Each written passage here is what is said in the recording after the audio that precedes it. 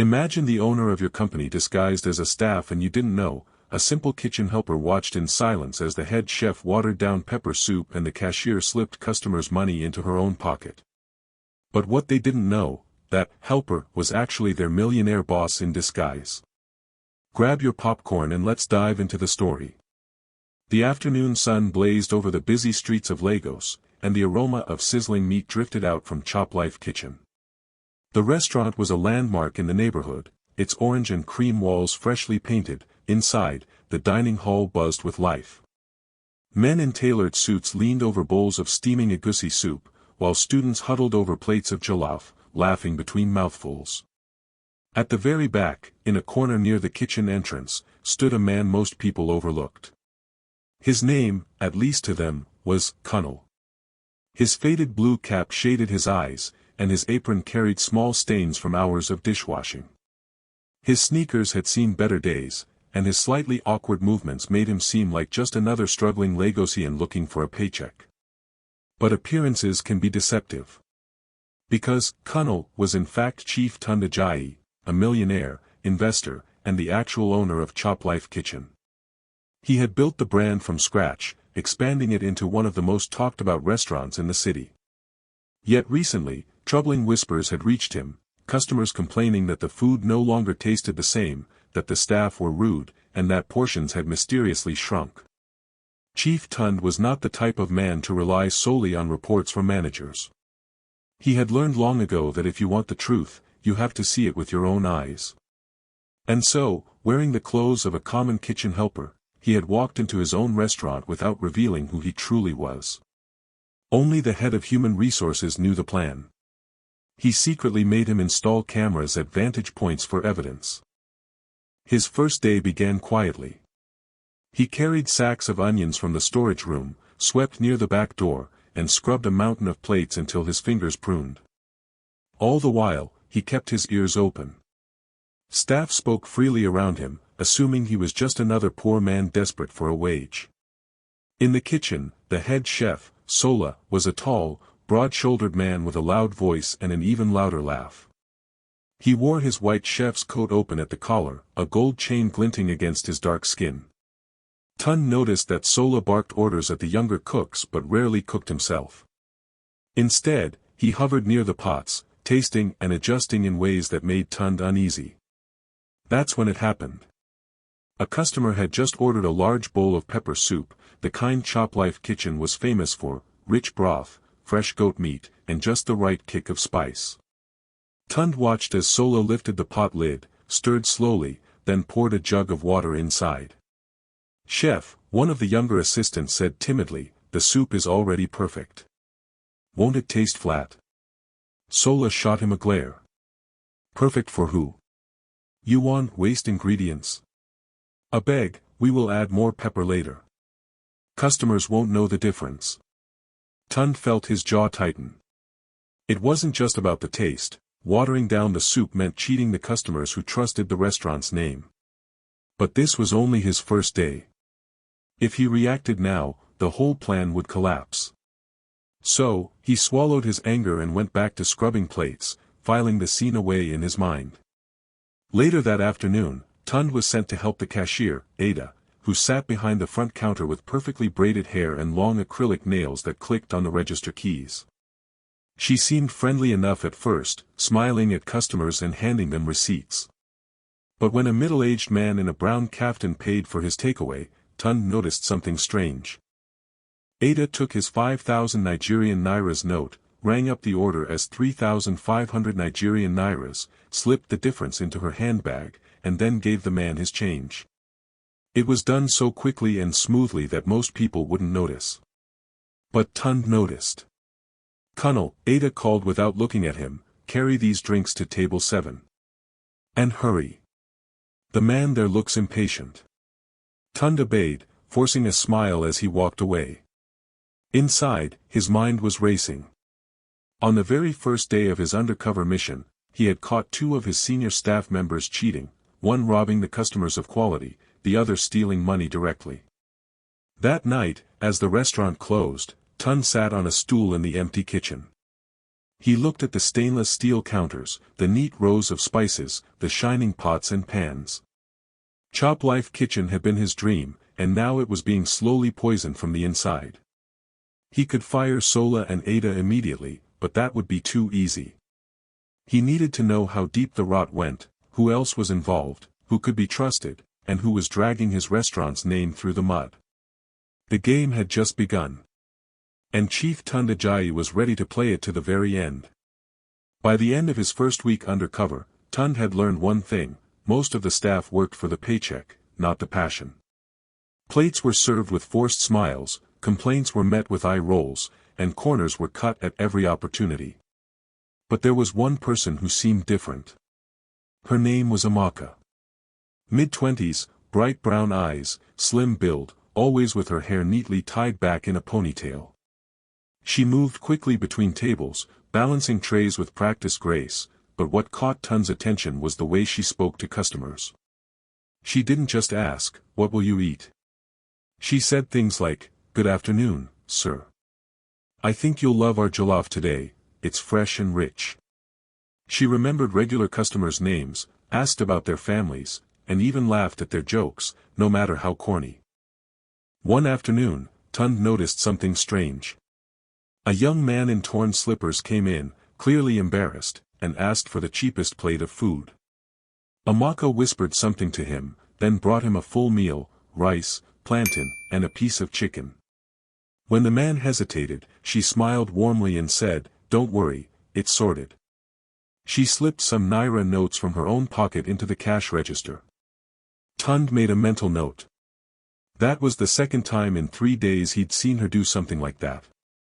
And yet, at the end of each shift, he saw her sitting alone at a corner table, counting coins from a small purse, sometimes even sighing as if the weight of the world sat on her shoulders. That Saturday night, after the restaurant closed, Tunde decided to follow her, quietly, keeping his distance so she wouldn't suspect anything. She walked through the busy streets of Lagos, passing roadside suya stands and Okada riders shouting for passengers, until the crowd thinned and the streetlights grew dimmer. She finally turned into a narrow alley lined with aging, crumbling buildings. Tunde kept to the shadows as she climbed a flight of concrete stairs with chipped paint and stopped at a wooden door. When she opened it, he saw a tiny one-room apartment with barely enough space for a bed and a table. Lying on the bed was a young man, thin, pale, and clearly unable to move from the waist down. His eyes lit up when he saw her. "Sis, you're back," he said weakly. "Yes, Chike, I'm back," Amaka replied softly.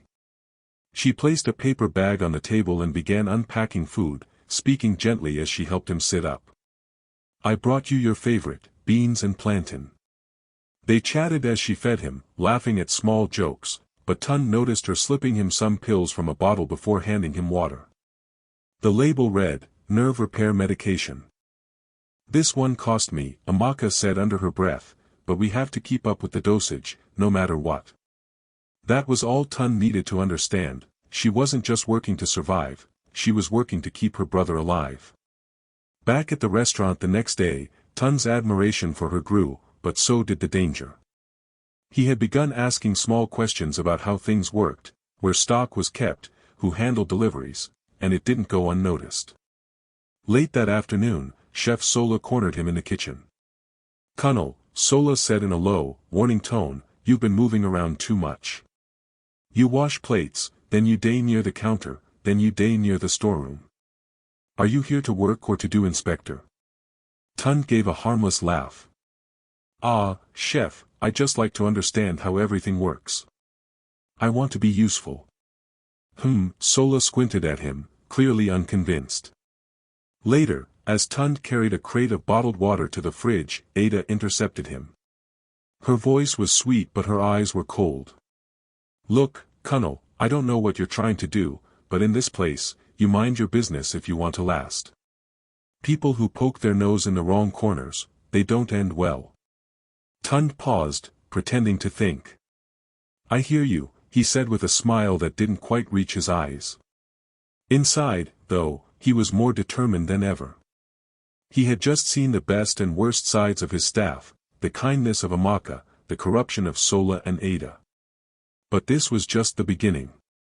If they thought a little intimidation would scare him, they had no idea who they were dealing with. As he walked back to the kitchen, he glanced at Amaka serving a table of noisy teenagers, her smile never faltering. He made himself a silent promise: no matter what, she would not be destroyed by the toxic people around her. The game was getting riskier, but Tunde was ready for it. The Lagos evening was alive with music, chatter, and the constant hum of traffic. Inside ChopLife Kitchen, the atmosphere was even more charged than usual. A wealthy senator, known for his lavish lifestyle and political influence, had booked the restaurant for a private dinner. His security detail hovered near the entrance, scanning everyone who walked in. The staff bustled around, double-checking table settings and polishing cutlery until it gleamed. The order of the night was clear: everything had to be perfect. The senator's special request was a delicacy that had made ChopLife famous in its early days: smoked catfish stew, rich with spices, slow-cooked until the flavors blended into perfection. For Tunde, this dish wasn't just food, it was the pride of his menu, the signature that had once drawn customers from across Lagos. From his position at the sink, Tunde kept his eyes on the kitchen's heart. Sola stood near the stove, a smug look on his face as he stirred the stew. At first, everything seemed fine, until Tunde saw it. Sola glanced around to make sure no one was watching, then reached under the counter and pulled out a small plastic bag filled with coarse salt. With deliberate care, he poured the entire content into the pot. Tunde froze. This wasn't a mistake. This was sabotage. The stew bubbled violently, the rich aroma instantly turning sharp and unpleasant. Sola stirred a few more times, then stepped back, pretending to be busy with chopping vegetables. Minutes later, the floor manager walked in to check on the dish. The moment he tasted it, his face twisted in shock. "What is this?" "It's ruined. Completely ruined." Before Tunde could say a word, Sola raised his voice. "It was Amaka. I told her to watch the pot, but she was busy chatting with customers. She must have left it too long." From the other side of the kitchen, Amaka turned, startled. "That's not true. I never touched that pot. I've been serving table 12 the whole time." Ada, standing near the register, stepped forward with a sly smile. Chef, I also saw her near the pot earlier. Maybe she forgot something." "That's a lie." Amaka's voice trembled, not with guilt, but with anger and fear. "Why would I ruin the senator's order? That makes no sense." The floor manager didn't hesitate. "This is a disaster. Amaka, go home. You're suspended until further notice." Gasps rippled through the kitchen. Tunde clenched his fists, his knuckles turning white. He could see the satisfaction in Sola's eyes, the way Ada avoided his gaze just enough to look innocent. They were working together, destroying a loyal worker's reputation to cover their own crimes. But this wasn't the moment to reveal himself. Tunde took a deep breath, forcing his face into an expression of confusion like the rest of the staff. Inside, though, his anger burned hot. That night, after the senator left in disappointment and the staff dispersed, Tunde slipped out of his apron and followed the familiar route to Amaka's apartment. He knocked gently on her wooden door. When she opened it, her eyes were red from crying. "Colonel? What are you doing here?" He held up a paper bag. "I thought you and Chike might need dinner." Amaka hesitated for a moment before stepping aside to let him in. Chike lay on the bed, looking tired but smiling faintly at the sight of food. Tunde set the bag down, unpacking bowls of rice, vegetables, and grilled fish. "You didn't have to," Amaka said softly, avoiding his gaze. "I wanted to," Tunde replied. "What happened today, it wasn't your fault." She gave a bitter laugh. "Tell that to the manager. Now I'm suspended, and I don't know how I'll pay for Chike's medication this week." Tunde met her eyes, his voice calm but steady. "Listen to me. You'll get justice. I promise." For a moment, she studied his face, as if sensing there was more to him than met the eye. But she didn't ask. She simply nodded and went to feed her brother. As Tunde walked back into the Lagos night, he made a silent vow. Sola and Ada thought they had won, but they had just signed their own downfall. The trap was closing, and soon, everyone would see the truth. 2 weeks passed, and the tension inside ChopLife Kitchen was thick enough to slice with a knife. Sola strutted around as if he owned the place, barking orders at junior staff. Ada moved with the air of someone untouchable, smiling sweetly at customers while her fingers worked the register like a magician's hands, money slipping into her bag faster than most could notice. Tunde had said nothing. He worked silently, washing dishes, mopping floors, and hauling crates. But behind the scenes, he had been busy.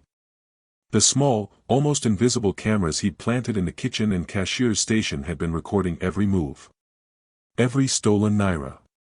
Every moment of sabotage. Every insult whispered when customers turned their backs. On a humid Thursday morning, the restaurant was buzzing with the usual lunch rush preparations when the floor manager's voice echoed through the building. Staff meeting. Everybody, now. The employees gathered in the dining area. Some looked curious, others nervous. Sola leaned against the wall with his arms folded, smirking. Ada sat near the front, adjusting her scarf with deliberate elegance. Tunde stepped forward in his familiar faded cap and worn apron. He stood there for a moment, letting the room settle into silence. Then, slowly, he reached up and removed the cap. His apron came off next. At first, there was only confusion. But then recognition dawned on a few faces. Whispers spread. Wait, is that? No way, that's Chief Tunde Ajayi. Sola's smirk evaporated. Ada froze mid-breath, her hands gripping her scarf so tightly her knuckles whitened. Yes, Tunde said, his voice calm but carrying the weight of authority. I am Chief Tunde Ajayi. This restaurant is mine. Every table, every pot, every spoon, you've been working for me all along. The room was silent except for the faint hum of the ceiling fan. For the past month, Tunde continued, I have been among you. Watching. Listening. Learning the truth about how this place is really being run. And today, the truth will speak for itself. He turned toward a small projector on a table. With a click, the screen behind him lit up. Footage began to play, clear, undeniable. First clip, Ada at the cashier's desk, slipping folded bills into her handbag after ringing up a lower amount on the register. Gasps filled the room. Second clip, Sola in the kitchen, glancing around before emptying an entire bag of salt into the senator's smoked catfish stew. His smug smile was unmistakable. Murmurs turned into outrage.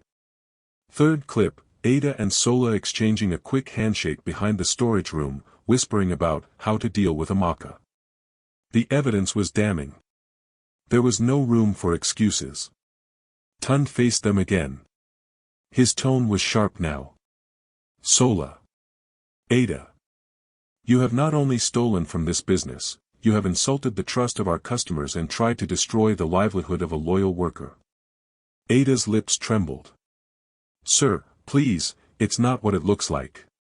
It is exactly what it looks like, Tunde cut in. And you are both fired. Effective immediately. Security will escort you out. The staff erupted in whispers as 2 security guards stepped forward.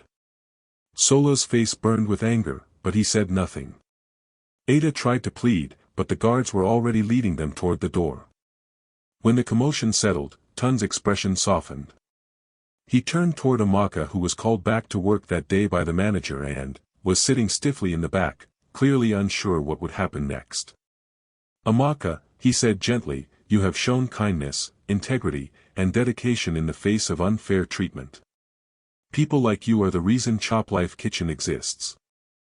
As of today, you are our new restaurant manager.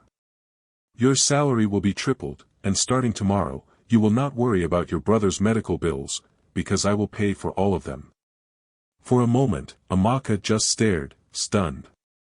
Then her hands flew to her mouth, and tears filled her eyes. The staff broke into applause, some even cheering. "Thank you, sir," she whispered, her voice breaking. "I don't know what to say." "Say nothing," Tunde replied with a smile. "Just keep being who you are." In that moment, the restaurant felt different. Lighter. The air no longer carried the quiet fear of deceit, but the hope of a fresh start. Tunde looked around at the faces before him. "From today, we do things differently. We treat every customer like family. We work with honesty. And we remember that no one here is invisible, not even the man in the cap." The meeting ended with applause that echoed long after the staff returned to their stations. The change at ChopLife Kitchen was almost immediate. Within weeks of Amaka taking over as manager, the atmosphere in the restaurant shifted. Gone were the tense glares and whispered gossip. In their place came laughter, teamwork, and the sound of clinking plates as meals were served with pride. Amaka worked tirelessly, not from fear of losing her job, but from genuine love for what she did. She greeted every customer with a warm smile, learned their names, and even remembered their favorite dishes. The other staff, inspired by her example, began treating each other with respect. Mistakes were corrected, not punished. Successes were celebrated, not envied. The food quality soared. Recipes that had been carelessly prepared before were now handled with precision and care. Customers noticed the difference. They came back, bringing friends and family. Word spread, and soon ChopLife Kitchen was packed almost every evening. Tunde, though still the wealthy chief Tunde Ajayi, found himself spending more time at the restaurant, not undercover this time, but openly, as both owner and mentor. He taught the kitchen staff his personal tricks for perfecting the pepper soup. He showed the waiters how to read a table's mood before approaching. He even helped mop the floors on busy nights, reminding everyone that no job was beneath him. Months passed, and with them came even greater joy. Amaka's brother, whose medical bills Tunde had covered, underwent successful surgery. Day by day, he regained his mobility. The first time Amaka saw him walk without assistance, she cried in the hospital hallway, clutching her brother's hands and whispering prayers of gratitude. To celebrate the restaurant's revival, Tunde announced a grand reopening event. The dining hall was decorated with fresh flowers, glowing lanterns, and photographs of memorable moments from the past year. Loyal customers, community leaders, and even journalists came to witness the occasion. When it was time for speeches, Amaka stood before the crowd. Her voice trembled at first, but grew stronger with every word. "When I thought my life was falling apart, Chief Tunde believed in me," she said, her eyes glistening. "He saw past the lies and gave me a chance when others wouldn't. This restaurant is not just a place of work, it's a home. And the people here are my family." The audience erupted in applause. Some staff members even wiped away tears. Tunde, standing to the side, smiled quietly, proud of what the team had built together. As the night went on, the celebration turned into a feast. Customers danced to live music, the aroma of jollof rice and grilled fish filled the air, and laughter spilled into the street. The once toxic workplace had become a thriving, happy family, bound together by respect, trust, and second chances. Looking around, Tunde realized something he had always known deep down: true wealth was not counted in bank accounts or property. It was measured in the lives you touched, the people you lifted up, and the legacies you left behind.